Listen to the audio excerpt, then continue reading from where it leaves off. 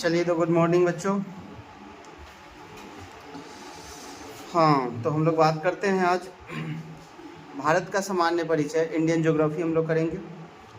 देखिए अर्थ है तो इसको बोलते हैं भूमध्य रेखा, ठीक है। ये और इसको क्या बोलते हैं, ये देशांतर रेखा है, ये आपको बोल सकते अक्षांशीय रेखा। देखो यहाँ से रेखा ये जा रहा है, इसको बोलते हैं अक्षांशीय रेखा। पेन लगेगा, ठीक है। इस रेखा को बोलते हैं, ये रेखा जो है वो अक्षांशीय रेखा है, ठीक है, 0 डिग्री। और ये इसको बोलते हैं देशांतर रेखा। क्लियर। तो ये 0 डिग्री से ऊपर की तरफ जाएंगे, बढ़ते जाएंगे, यहाँ 90 डिग्री तक जाएंगे, फिर ये 0 डिग्री से नीचे आएंगे, ये भी 90 डिग्री तक होगा, ठीक है। ये देखिए 0 डिग्री के रेखा को, 0 डिग्री भूमध्य रेखा को अक्षांशीय रेखा है। इसके ऊपर जाएंगे 23.5 डिग्री, ये 23.5 डिग्री अक्षांशीय रेखा को कर्क रेखा कहते हैं। ये 66.5 डिग्री अक्षांशीय रेखा को क्या कहते हैं, आर्कटिक रेखा कहते हैं। उसी तरह से नीचे की तरफ आएंगे तो 23.5 डिग्री नीचे भी होगा, तो 23.5 डिग्री ये कौन सा रेखा होगा, मकर रेखा, और ये कौन सा रेखा होगा, आर्कटिक रेखा होगा। क्लियर। तो इस तरह से हम रेखा को विभाजित करते हैं, ठीक है। ये देशों को बांटने के लिए इसका नाम है देशांतर रेखा, और इसको कौन सा रेखा, अक्षांशीय रेखा। क्लियर। 0 डिग्री अक्षांशीय रेखा को कौन सा रेखा कहते हैं, भूमध्य रेखा कहते हैं। अब एक करके यहाँ समझते हैं। चलिए हम लोग बात करते हैं कर्क रेखा। कर्क रेखा कहाँ से जाता है, तो 23.5 डिग्री उत्तरी अक्षांश, 23.5 डिग्री उत्तरी अक्षांश। अच्छा, अक्षांश के ऊपर वाला उत्तर होगा, नीचे वाला क्या होगा, दक्षिण। तो 23.5 डिग्री उत्तरी अक्षांश को कर्क रेखा। और ये कितने राज्यों से होकर गुजरता है, 8 राज्यों से। कौन कौन है वो राज्य, गुजरात है, राजस्थान है, मध्य प्रदेश है, छत्तीसगढ़, झारखंड, फिर वेस्ट बंगाल, त्रिपुरा, मिजोरम। 8 राज्यों से होकर गुजरता है, ठीक है। कौन सा रेखा, कर्क रेखा। कर्क रेखा ये रहा, देखो कर्क रेखा, और ये रहा भूमध्य रेखा। ये दोनों एक दूसरे को कहाँ पे, सॉरी, कर्क रेखा और इसको कौन सा रेखा कहते हैं, देशांतर रेखा। हाँ, ये कर्क रेखा और ये कौन सा रेखा, देशांतर रेखा। तो कर्क रेखा और देशांतर रेखा दोनों एक दूसरे को कहाँ कट करता है, तो छत्तीसगढ़ में कट करता है। कहाँ कट करता है, छत्तीसगढ़ में।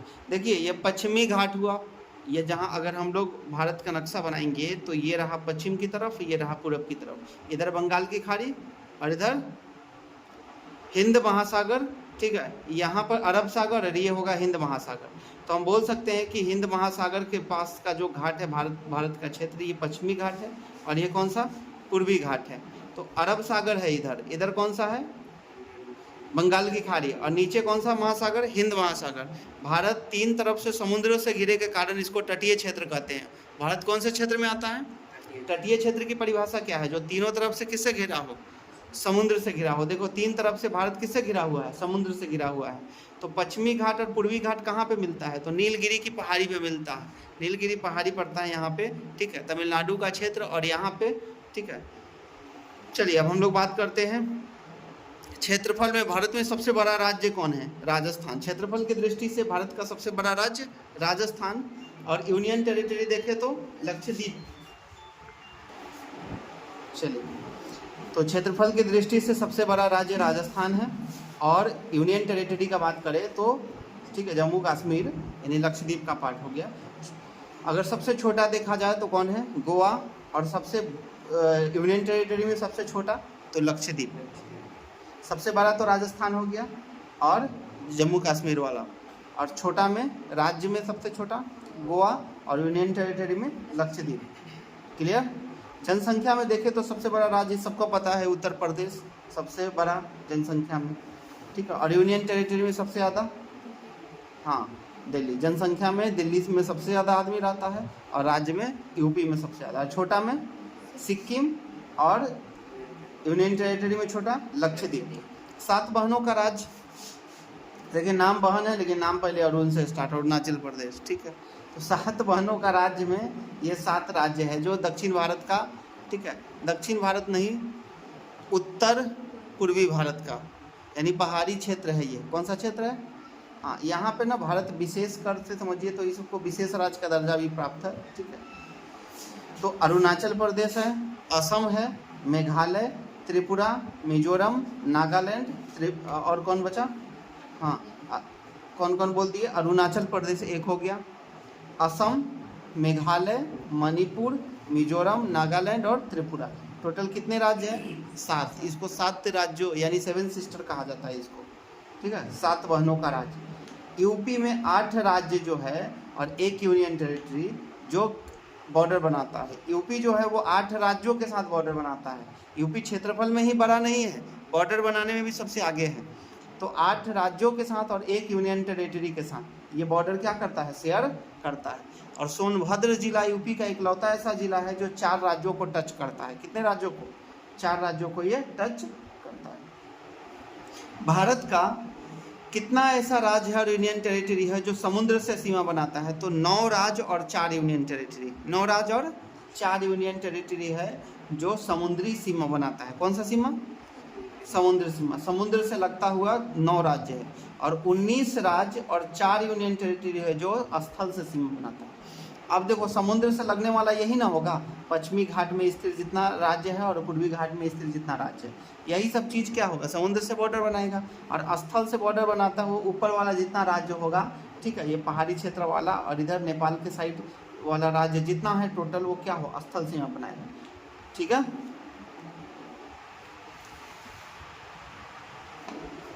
चलिए, सबसे ज़्यादा समुद्री सीमा कौन सा राज्य बनाता है? देखिए, गुजरात सबसे ज़्यादा समुद्री सीमा बनाता है, ठीक है। सबसे ज़्यादा समुद्री सीमा कौन बनाता है? गुजरात। और सबसे कम कौन बनाएगा? गोवा सबसे छोटा है तो गोवा सबसे कम समुद्री सीमा बनाएगा। पुदुचेरी जो है वो 3 राज्यों में फैला हुआ है। कितने राज्यों में? 3 राज्यों में। एक का नाम यनम, माहे और कराईकल। यनम, माहे और कराईकल। यनम कहाँ पड़ता है? आंध्र प्रदेश के, ठीक है। यनम कहाँ पर? आंध्र प्रदेश में। माहे कहाँ पर? केरल में। और कराईकल कहाँ पर? तमिलनाडु में। कराईकल कहाँ है? तमिलनाडु में। 3 राज्यों में फैला हुआ है पुदुचेरी, याद रखिए, जहाँ पर किसका कब्जा था? पुर्तगालियों का कब्जा था। पुदुचेरी और गोवा वाला क्षेत्र, तो ये 3 राज्यों में है। यनम कहाँ पे है? आंध्रा में। यनम कहाँ है? आंध्रा में। और माहे कहाँ है? केरल में। और कराईकल तमिलनाडु में। दिल्ली एनसीआर जो है उसमें हरियाणा के 13 जिला आ जाता है। हरियाणा का कितना जिला? दिल्ली एनसीआर में हरियाणा के 13 जिला और राजस्थान के 2 जिला अलवर और भरतपुर भी आ जाता है एनसीआर के क्षेत्र में। भारत के पड़ोसी देश अगर हम बात करें तो भारत स्थलीय सीमा 7 देशों के साथ शेयर करता है। कितने देशों के साथ? 7 देशों के साथ स्थलीय सीमा है भारत का। अगर हम ऊपर से देखना शुरू करें तो सबसे पहले हम बात करेंगे पाकिस्तान का, ठीक है।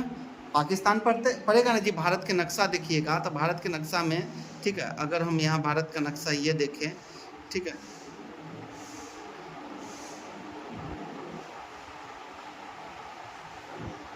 तो यहाँ से बढ़ेगा पाकिस्तान का क्षेत्र, अफगानिस्तान का क्षेत्र, ठीक है। पाकिस्तान, अफगानिस्तान, ऐसे यहाँ से कौन सा पार्ट आ जाएगा? चीन। और इधर वाला पार्ट कौन सा होगा? नेपाल। कौन सा? फिर इधर भूटान, म्यांमार और नीचे बांग्लादेश आएगा। इस तरह से भारत जो है वो स्थलीय सीमा 7 देशों के साथ बनाता है। कितने देशों के साथ? इसमें से समुद्री सीमा श्रीलंका और मालदीव के साथ, श्रीलंका और मालदीव के साथ समुद्री सीमा बनाने वाला 2 गो राज्य है, 2 गो देश है हमारे पास, ठीक है। हम लोग एक समुद्री सीमा किससे बनाते हैं? श्रीलंका से। और किससे बनाते हैं? मालदीव से। क्लियर? भारतीय उपमहाद्वीप में 7 देश आते हैं। कौन कौन वो देश हैं? भारत है, पाकिस्तान, नेपाल, भूटान, बांग्लादेश, श्रीलंका और मालदीव। याद रखिएगा कि भारतीय उपमहाद्वीप में चीन नहीं आता है, चीन नहीं आता, ठीक है। भारत है, पाकिस्तान है, हम लोग का दुश्मन भारत और पाकिस्तान, फिर नेपाल, भूटान, बांग्लादेश, श्रीलंका और मालदीव। टोटल कितने देश? 7 देश है जो भारतीय उपमहाद्वीप में है। और भारत के पड़ोसी देश भी कितने हैं? 7 पड़ोसी देश हैं। बॉर्डर का अगर हम बात करें कि कौन से देश के साथ कौन सा बॉर्डर का नाम है, तो भारत पाकिस्तान के बॉर्डर के नाम क्या है? Red Cliff line. भारत और श्रीलंका के बॉर्डर के नाम? मैकमोहन रेखा। भारत किधर देखे उल्टे? भारत और चीन के साथ क्या? सॉरी, उल्टा हो गया। भारत और चीन के साथ मैकमोहन रेखा। भारत और श्रीलंका के साथ पाक जल संधि, भारत और पाकिस्तान के बाद रेड क्लिफ लाइन, भारत और अफगानिस्तान के डुरंड रेखा। ठीक है, अभी ये पाकिस्तान और अफगानिस्तान के बीच चला गया डुरंड रेखा। ठीक है, पहले भारत का जो अखंड भारत था उससे हम लोग ये नक्शा मिलाए थे, भारत और अफगानिस्तान के बीच खींचा गया, तो वो था कौन सा, डुरंड रेखा। अभी वो कौन किसके बीच चला गया, पाकिस्तान और अफगानिस्तान के बीच डुरंड रेखा चला गया। क्लियर? याद रखिए, स्थलीय सीमा हम लोग 7 देशों के साथ बनाते हैं और हमारा 7 उपमहाद्वीप है, 7। हम लोग क्षेत्रफल की दृष्टि से भी कितने नंबर पे आते हैं, 7 नंबर पे आते हैं। कितने नंबर पे आते हैं, 7 नंबर पे।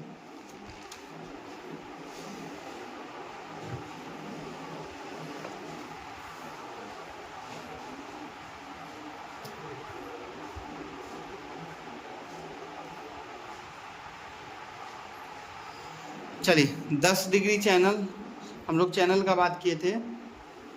10 डिग्री चैनल किसको बांटता है, अंडमान और निकोबार को। 9 डिग्री चैनल मिनिकॉय और लक्षद्वीप को, मिनिकॉय और लक्षद्वीप को बांटता है। ठीक है, 8 डिग्री चैनल किसको बांटता है, मालदीव और मिनिकॉय को बांटता है। ठीक है, देखिए यहाँ पे बनाया गया है। ठीक है, इसको अगर हम बात करते हैं यहाँ से, ये इंदिरा पॉइंट हो गया। कौन सा पॉइंट, इंदिरा पॉइंट। ठीक है, ये इंडोनेशिया हो गया। इंदिरा पॉइंट और इंडोनेशिया को कौन बांटता है, ग्रेट चैनल। कौन सा चैनल, फिर इंडोनेशिया और ग्रेट निकोबार को कौन बांटता है, 6 डिग्री चैनल। फिर ग्रेट निकोबार और मिनिकॉय को कौन बांटता है, 8 डिग्री चैनल। फिर मिनिकॉय और लक्षद्वीप को कौन बांटता है, 9 डिग्री चैनल। लक्षद्वीप और अंडमान निकोबार के लिए 10 डिग्री चैनल। इस तरह से आप चैनल याद कर सकते हैं। ठीक है, इंदिरा पॉइंट अभी तो 2004 सुनामी में ये क्या हो गया, बह गया अभी। ठीक है, विदेशी शासन से आज़ादी कहाँ कहाँ कब मिला है, याद रखिए, इतना याद रखिए कि पुदुचेरी, माहे, यनम, कराईकल, ये सब कब आज़ाद हुआ, 1954 में। किसकी गुलामी से, फ्रांस की गुलामी से। पुर्तगाल का दादर, नागर हवेली, दमन द्वीप और गोवा, ये सब पर क्षेत्र किसका था, पुर्तगाल का। ये कब आज़ाद हुआ, 1961, 1954। पहले आप अधिकार याद रखिए किसका कहाँ पे अधिकार था, बस। ठीक है, बांग्लादेश के साथ हम लोग सबसे ज़्यादा बॉर्डर शेयर करते हैं। सबसे ज़्यादा बॉर्डर किसके साथ, बांग्लादेश के साथ। 4096 किलोमीटर, 4096.7 किलोमीटर, इतना बड़ा बॉर्डर शेयर करते हैं हम लोग बांग्लादेश के साथ। और सबसे कम अफगानिस्तान के साथ 106 किलोमीटर का। कितना का, पाकिस्तान के साथ 33-23 याद रहेगा, 33-23। और 1751 किसके साथ, नेपाल के साथ। 1751, 1751 किसके साथ, नेपाल के साथ। नेपाल वाला याद रहेगा, 1751, 1751। अफगानिस्तान सबसे कम है 106, बांग्लादेश सबसे ज़्यादा 4096.7 हो जाएगा। सबसे ज़्यादा बॉर्डर हम लोग किससे शेयर करते हैं, बांग्लादेश के साथ। और सबसे कम अफगानिस्तान के साथ। पाकिस्तान के साथ कितना, 33-23। और इसके साथ नेपाल के साथ 1751।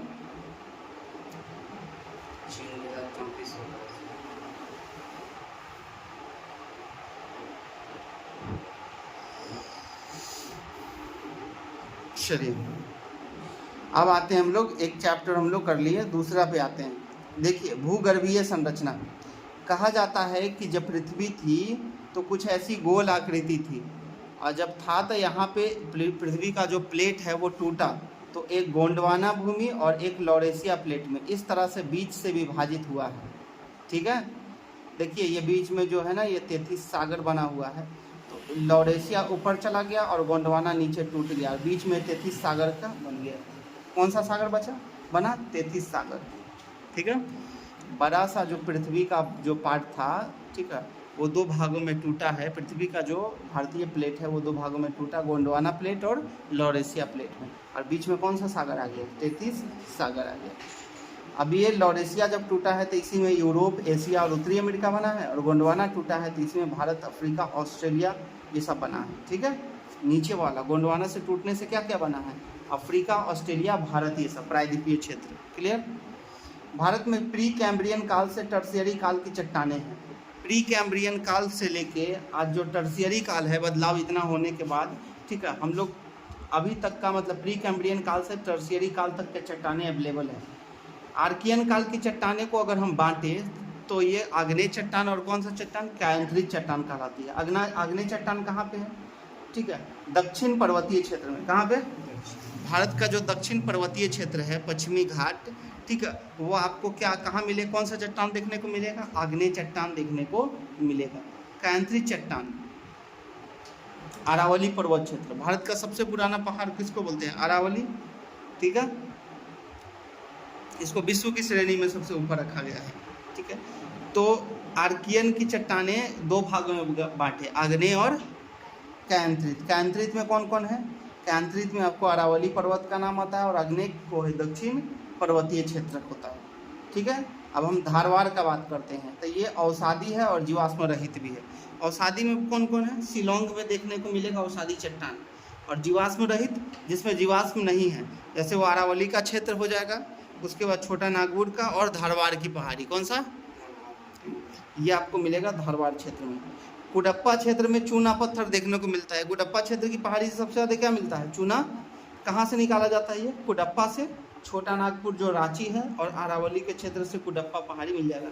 सीमेंट उद्योग में इस चट्टान का बहुत ही इंपॉर्टेंस है, ठीक है। सीमेंट बनाने में, सीमेंट का पहाड़, सीमेंट की ईंट का निर्माण करने में, ये सब बनाने में कुडप्पा श्रेणी बहुत, इसलिए राजस्थान में आप देखिएगा ना, जाइएगा तो सबसे ज़्यादा आपको सीमेंट फैक्ट्री देखने को मिल जाएगा। छोटा ये अरावली के क्षेत्र में और छोटा नागपुर के पहाड़ी के क्षेत्र में आपको कौन सा, जीवाश्म युक्त भी है चट्टाने, जैसे लाल बलुआ पत्थर, ठीक है, लाल बलुआ पत्थर। ताजमहल का निर्माण कुछ इसी तरह टाइप के पत्थर से, संगमरमर पत्थर से हुआ है। लाल किला का निर्माण किसका, चूना पत्थर, जीवाश्म युक्त में, ठीक है, चूना पत्थर, लाल बलुआ पत्थर।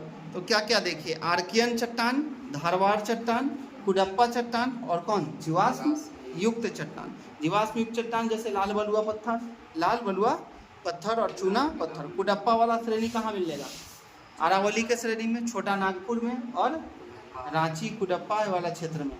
धारवाड़ दोनों होगा, एक अवसादी भी होगा और जीवाश्म रहित भी होगा, ठीक है। चलिए आगे बढ़ते हैं।